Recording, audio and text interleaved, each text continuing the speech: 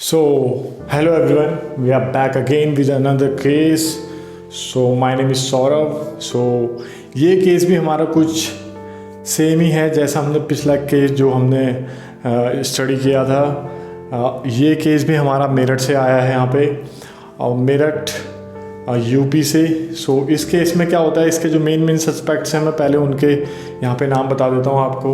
जो पहले main suspect हैं वो है दिलीप यादव, जो कि जिनका मर्डर हुआ है इसमें, और उनकी पत्नी ने मिलकर अपने बॉयफ्रेंड के साथ ये इस मर्डर को अंजाम दिया है। सो इनकी पत्नी का नाम है प्रगति यादव, और जो प्रगति यादव का बॉयफ्रेंड है वो है अनुराग यादव।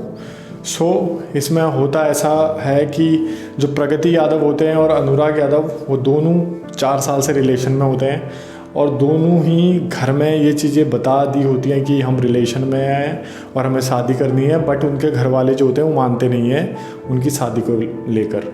सो फिर होता कुछ ऐसा है, जो ये दिलीप यादव है वो प्रगति यादव की बहन का देवर होता है, और जो प्रगति होती है वो दिलीप की साली लगती है इन अ रिलेशन। सो दिलीप जो होता है वो अच्छा मानता था प्रगति को। सो बट प्रगति तो वो किसी और ही को प्यार करती थी। सो उनका होता कुछ ऐसा है, प्रगति और अनुराग एक साथ मतलब मिलकर ये सोचते हैं कि हम प्रगति कहती है कि मैं दिलीप से शादी करूंगी, but for only the money, कि उसकी जो, क्योंकि वो अच्छे फैमिली से थे, उनका खुद फैमिली बिजनेस था, लाइक क्रेन्स थी, 20 से 25 क्रेन्स थी, वो उनके गांव में चलती थी। सो पैसों का जो था वो पैसों को लेकर थोड़ा अच्छे फैमिली से थे।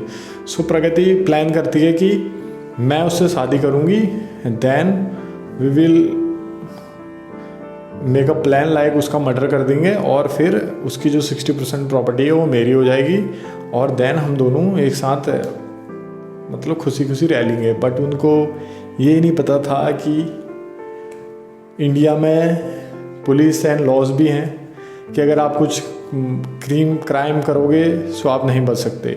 सो होता कुछ ऐसा है, पहले दोनों ये प्लान कर लेते हैं।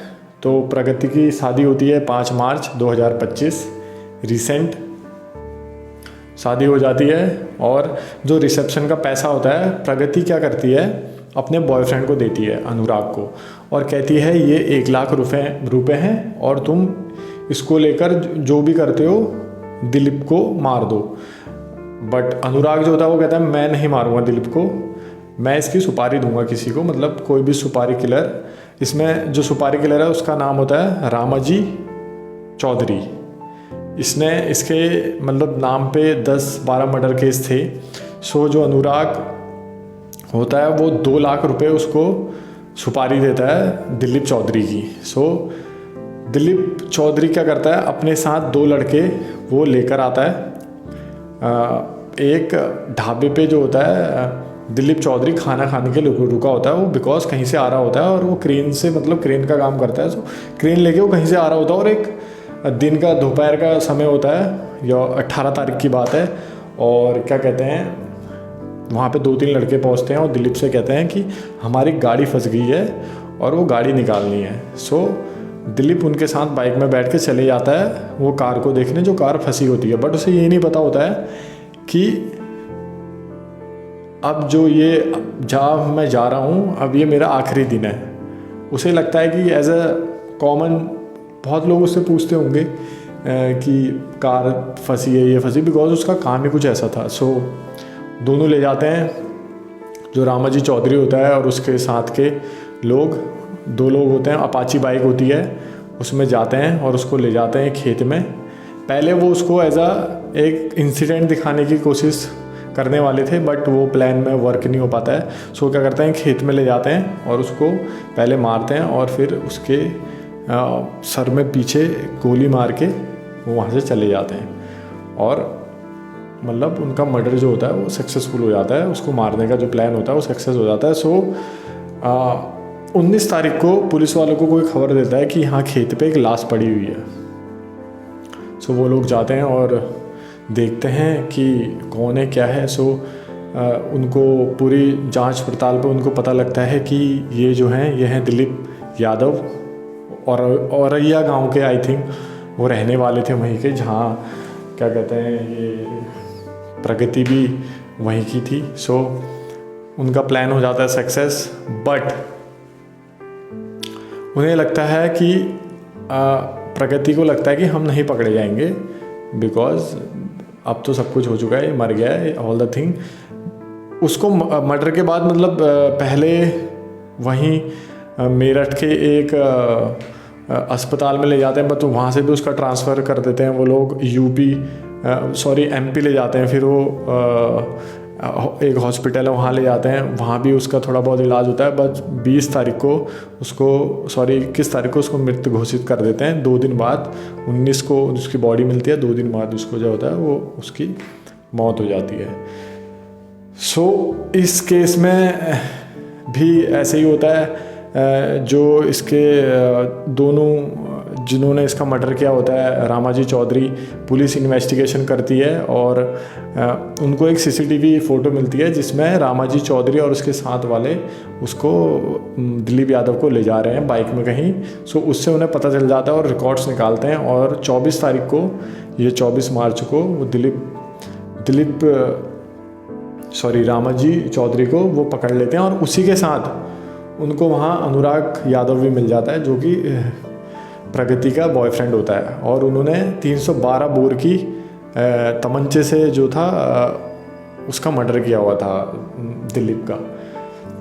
सो किसी ने ये सोचा भी नहीं था कि 14 दिन बाद, मतलब 5 मार्च को शादी हुई है और 14 दिन बाद कोई अपने पति